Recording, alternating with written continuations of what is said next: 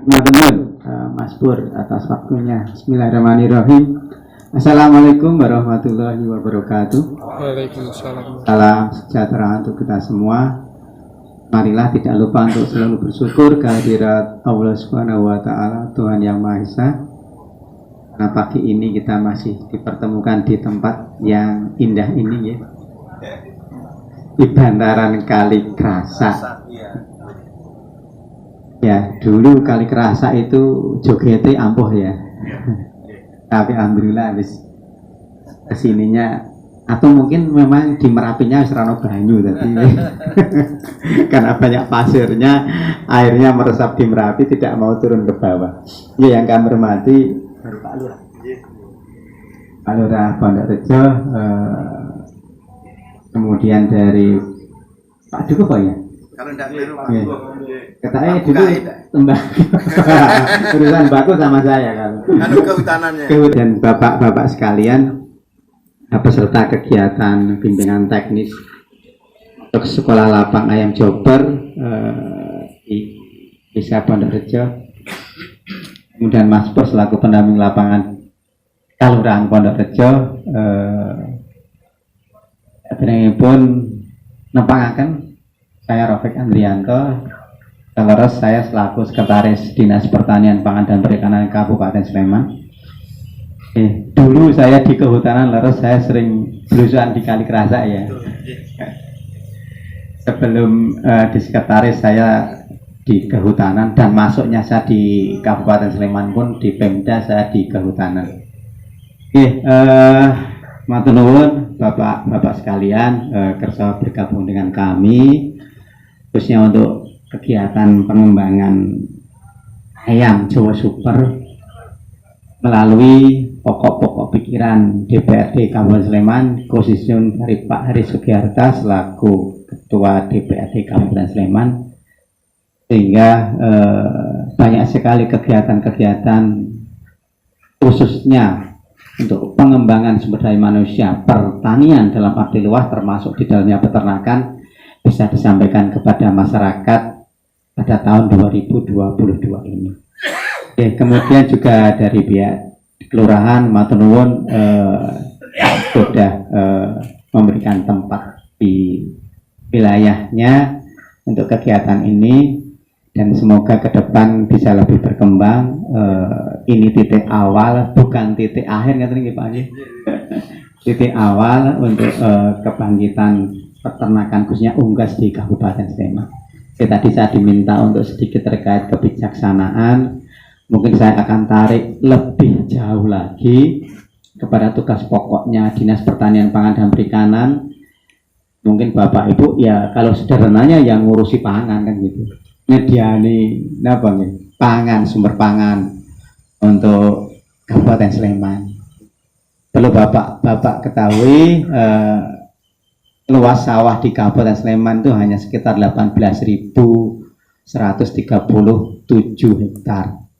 Kurang lebih sepertiga dari luas wilayah Kabupaten Sleman yang mendekati 58.000 hektar. Itu pun sudah menurun jauh dibanding sekitar 10 tahun yang lalu.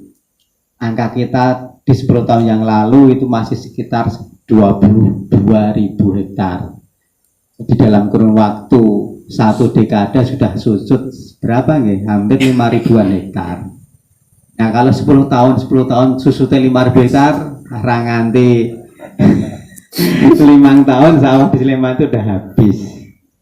Terus kami Mas Pur ngopo Mas Pur gue penyuluh pertahanan. Untuk itu ada kebijakan besar dan tidak mudah untuk kita lakukan.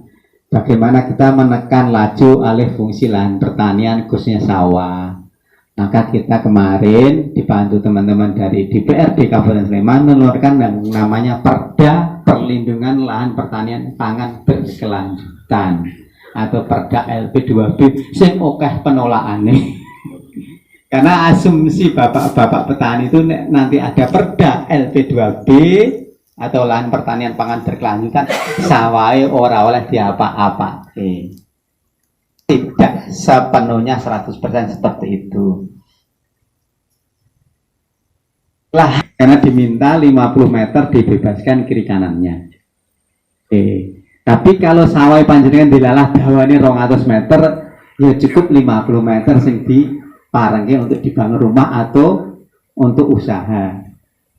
Nah sekarang itu kan modelnya nek 5 punya 100 meter ya karepe 100 meter kuwi dikabehke kan ngeten. Nah ini paron edin gitu nggih. Untuk masa depan Sleman, untuk masa depan anak cucu kita. Paling bapak-bapak yang lengah di sini juga percaya nek Sleman masa depan itu ora iso mencukupi pangane wargane dhewe. Ya sekarang seperti ini. Nah, tapi besok kalau kondisi yang sama, proses modernisasi, proses alih fungsi lahan itu berlangsung dinamis, bahkan moderat, bahkan tak katakan cukup fantastis. Ya kabupaten lain yang masih punya sawah kemudian masih punya bahan pangan kira-kira gelem orang adol neng Sleman. Karena jumlah penduduk seiring bertambah waktunya juga akan bertambah.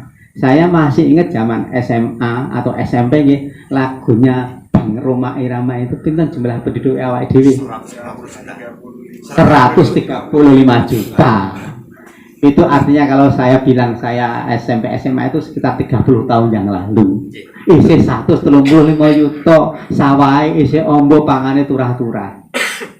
Ya tapi kalau nanti 30 tahun ke depan lagi, lawang sekarang itu jumlah penduduk Indonesia aja sudah 240 juta, setengah miliar.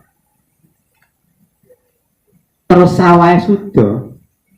Berarti kita harus mengimpor bahan pangan. Itu yang tidak kita inginkan. Nek sejeneng impor itu mesti regane mesti larang. Wis pasti. Maka harapan terbesar kami dari Dinas Pertanian bahwa perda ini bisa berjalan. Perlindungan sawah di Sleman itu bisa berjalan. Tidak harus 18.000, tidak harus 15.000. Kemarin hitung-hitungan saya cukup sekitar 12.000 hektar. Nah, artinya dari 18.000 itu nanti dalam kurun waktu ke depan masih ada untuk investasi seperti Pak Lurah atau pihak Lurah itu pengen nama rukung ya Pak G, masih bisa di tanah desanya. Kalau itu yang mangku dalan, eman-eman. Tapi yang selebihnya yang di tengah, ya terus orang digawe ke dalam lebih kayak pergudangan. Kalau perumahan ini senani Pak Sultan ini perumahan. Ini senani Pak Sultan yang tanah desa dawe perumahan. Ya artinya ini mohon di kesempatan ini saya mengetuk nih bapak-bapak karena nanti juga akan getok tular ke teman-teman di kampungnya. Ya itu yang pertama. Kemudian yang kedua terkait dengan PR besar kami. Nah isih ana sawah terus sapa sing areng lakoni kan ngeten pertanyaane. Wong saiki kowe anak putune adewe iki nek kon ngirim wae do wegah. Meng ngirim lho niku. Ora kon macul kowe kon ngirim wae ngetri sik nggo gawe ning sawah wae do wegah. Iki napa nggih? Leres. Trimo nyekel ngeten iki teng omah. Ya, artinya masa depan pertanian seandainya lahan sawah masih ada itu ya harus kita pikirkan juga. Gitu, saat ini sing gelem masih luputan apa lumpur itu ya wes umurnya wes sakit punjul biasanya. Nah ada program kedua yang harus kita lakukan pembentukan generasi muda penerus sektor pertanian. Kalau di Kementerian Pertanian namanya petani milenial. Nah ini juga sudah gayung bersambut dengan Ibu Bupati. Bahkan kemarin 600 orang ya hadir bersama di 403 Kentungan untuk melaksanakan apa itu ya forum komunikasi dan ikrar bersama untuk bersama-sama membangun pertanian di Kabupaten Sleman. Kayak 600 belum cukup. Jadi kalau prinsip saya silakan kerja di sektor apa saja, tapi sampai ini pertanian kan nonton mau jadi pilot, mau jadi polisi, mau jadi lurah ya boleh, tapi sampai ini neng pertanian, gitu.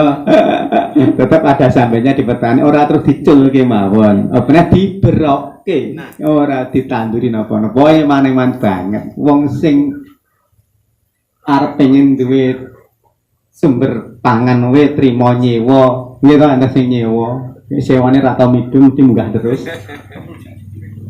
Ya, itu yang kedua, ada program sebetulnya. Yang kemudian yang ketiga harus ada jaminan. Nah ini yang kami masih sulit untuk mengetuk hati nurani bapak-bapak yang di Jakarta. Masih berkutat pada yang namanya subsidi pupuk. Ora angel barangnya. Saya itu pengennya itu bukan subsidi pupuk, tapi subsidi harga. Itu jaminan petani ingin untuk tetap terjun di sektor pertanian. Saya sudah berulang kali sejak saya masih di tanaman pangan. Tidak perlu sebenarnya subsidi pupuk. Mau petani kini angel pupuk mesti pinter, kreatif, mesti akan membuat pupuk sendiri. Yang di YouTube kemarin kan yang heboh, yang namanya apa mas? Biosaka. Lalu itu kreatif banget itu. Tidak perlu pupuk kimia lagi, tidak harus pupuk dari pabrik. Biosaka itu saya kemarin sudah dapat edaran dari Kementerian Pertanian bagaimana diimplementasikan di masing-masing wilayah biosaka. Jadi cirinya itu kalau ada tanaman tumbuh liar di wilayah jenengan sing ora dipangan walang, ora dipangan ular, berarti itu namanya potong basmi hama yang cocok di wilayah jenengan. Tidak harus sama dengan yang penemunya di Seragen sana, yang di lokalitas panjenengan. Jadi keinginan saya itu ada jaminan harga yang dibunuh pelan-pelan. Nyun sewu kalau bapak boleh preso, petani tebu. Dulu saya masih ingat tebu di wilayah Kabupaten Sleman itu masih dikira 1000 hektar lebih. Sekarang hanya tinggal 350 hektar. Ngopo kok dibunuh? Pertama dari rendemennya. Rendemennya itu tidak ada keadilan. Mesti di bawah 1 digit. Padahal di Jawa Timur itu sudah 2 digit rendemennya. Kok Jogja itu rata? Makanya petani yang dulu ikut swadaya nih keluar semua. Saya takut nanti pertanian pangan padi khususnya juga akan seperti itu. Karena yang saya HPP sekarang itu udah mudah. Harga pokok pembelian gabah itu masih di kisaran 4.800 ya Mas ya? Masih 4.800. Cukup dilematis buat kita. Ya tapi saya belum bisa matur panjang terkait jaminan pasar ya terkait untuk produk pangan ini. Mungkin nanti kalau ada dirjen, kalau di kementerian ada menteri yang berani untuk itu, insya Allah nanti kita ada jaminan. Karena ini menyangkut juga apa ya, urusan dengan luar negeri. Itu istilahnya kalau di ekonomi namanya politik dumping ya, melindungi. Tapi sebenarnya nggak harus seperti itu. Saya yakin negara lain itu juga akan seperti itu. Saya dengar Vietnam itu kenapa berasnya bisa banjir ke kita. Dulu kita ada istilah beras Vietnam ya, masuk ke pasar kita. Ternyata untuk membawa ke sini itu yang jamin pemerintahnya. Jadi bebas untuk biaya transportasinya. Dari tempat dia dikumpulkan ke kabupaten, ke provinsi, ke pelabuhan itu free dari pemerintahnya. Makanya harganya itu bisa lebih murah daripada harga gabah di Indonesia. Oh, kok gabai sih murah itu ya, mengherankan. Berarti ada sesuatu yang ditutup-tutupi, ternyata itu free untuk angkutannya. Ya kalau mau seperti itu ya bisa saja Indonesia. Karena negara lain nah kalau Jepang kenapa petaninya masih eksis? Ternyata jadi petani di Jepang itu malah dapat honor atau gaji dari pemerintah Pak. Sing belum jadi petani. Nah moga-moga Indonesia kuat. Ini jumlah petani Indonesia ini 70 juta. 70 juta petani angka kita itu. Ya, jadi ada 3 itu hal yang untuk mengerem ya. Saya kira tidak bisa menghentikan sana, tapi menunda mengerem. Dan ini bukan semudah membalikkan tangan. Kalau saya bicara tentang pertanian pangan, sebenarnya ini secara menyeluruh. Apakah itu sektor peternakan, khususnya yang unggas. Sing kemarin yang dari teman-teman sini itu ada yang di Sleman lapor gitu. Dari ada, saya agak lupa dusun mana itu, kena imbas masalah bau kandang ayam. Ternyata kandang ayam ini seberang kali sana, berarti kan wilayah Jawa Tengah. Pokoknya larang tangani piye ya, lah menindak piye itu. Ya, saya masih ingat kita wilayah sini kan nggak Pondorejo. Ya, mungkin Jelopo yang seberang sana. Ada jembatan ini kata sih. Ya, aku yuk lihat tangan ini negara ini kita itu. Ya kita hanya komunikasi teman-teman pengawas peternakan mutu pakan yang kita minta untuk ke peternakan Kabupaten Magelang ya, untuk bisa ya menghimbau lah bahasa kita untuk lebih menertibkan usaha peternakan di wilayahnya. Jadi saya di kesempatan ini ya mohon bantuan dari pihak kelurahan ya, untuk bisa mensosialisasikan terkait bagaimana mengerem laju perubahan. Kemudian saya dengar juga dari Kementerian Desa tertinggal, sebagian dana desa diperuntukkan untuk membangun ketahanan pangan di wilayah desa masing-masing 20% ya. Monggo, apakah bentuknya seperti pelatihan, apakah untuk sarana prasarana pertanian, irigasi, sebagainya, insentifnya untuk gabah tadi yang memang belum belum nendang bahasa saya yang monggo itu, apakah dengan menghidupkan gapoktannya sebagai off taker ya bisa seperti itulah. Itu lebih mudah di desa karena Pak Lurah itu punya kewenangan besar dengan peraturan desa ya. Jadi itu yang untuk mengawali ya, ada 3 hal tadi yang ingin kita bangun bersama-sama. Kemudian ada sinergitas. Putrawo, Pak Haris, kita break sebentar ya Bapak.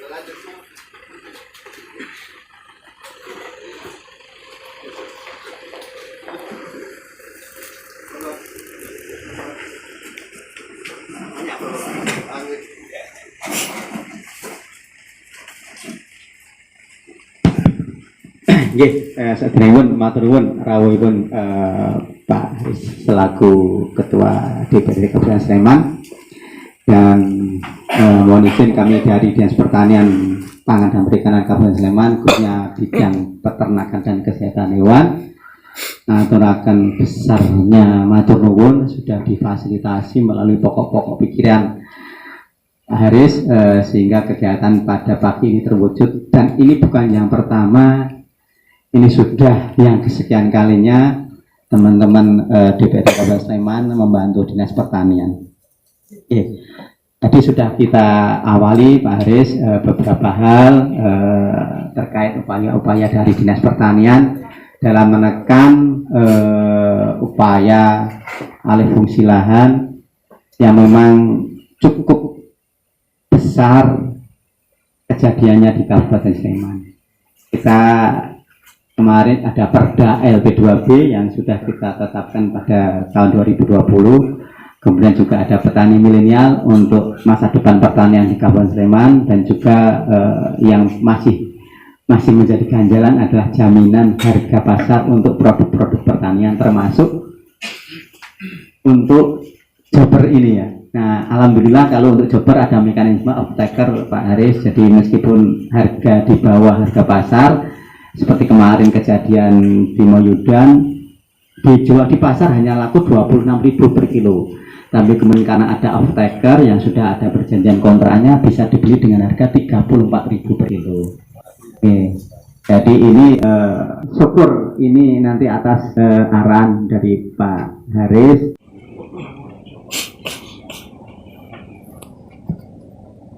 Terima kasih Pak Sekdin, Bapak Rofik Andianto, yang telah memberikan materi tentang kebijakan peternakan dan kesehatan hewan di Kabupaten Sleman, di mana pertanian itu dalam tanda kutip meliputi pertanian, tanaman pangan, peternakan, dan lain-lain. Sehingga tadi sudah disampaikan masalah yang ada di pertanian. Nanti mungkin dari petani bisa mensikapi masalah-masalah tersebut, bagaimana mengatasinya. Itu nggih. Dan pemerintah juga istilahnya mendukung untuk petani muda berkecimpung dalam bidang pertanian, nggih, dalam tanda petik yang luas pertanian itu. Terima kasih sekali lagi. Mari kita beri aplaus pada Bapak Rofik.